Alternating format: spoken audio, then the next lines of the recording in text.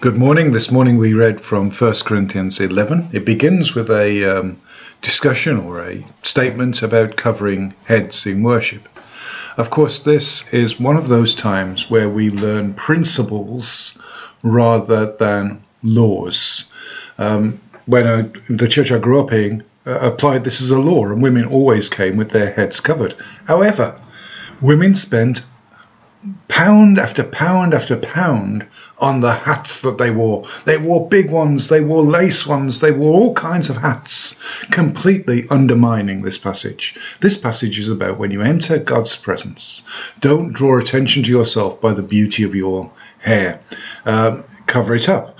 But if you're putting on a hat which draws attention to the beauty of the hat, you're undermining the law. This is about coming into God's presence in humility.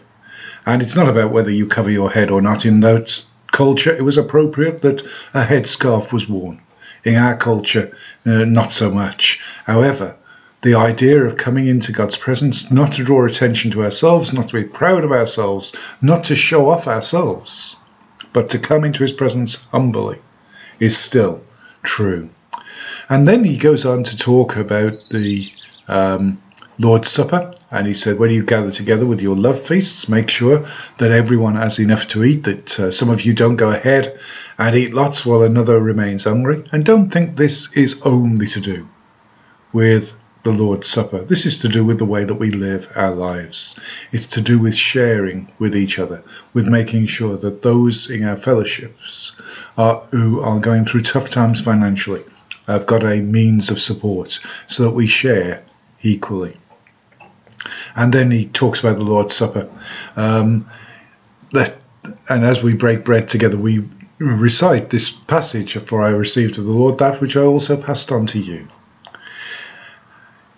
We're told to examine ourselves as we gather together, to discern the Lord's body, so we should not come under judgment. And as we break bread together, we come seriously to the Lord's table. We're remembering a serious and sober incident.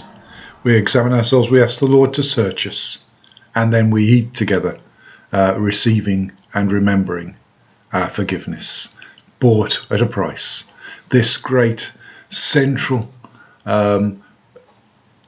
institution of the Lord's Supper is central to our faith because it draws us to the cross.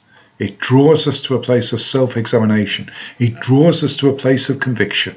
And then it reminds us that we are forgiven people, that from the table we rise, realizing that though we are terrible sinners, the Lord's blood is enough to wash away our sin. And so out we go and enjoy living as God's people. Today, be blessed. Amen.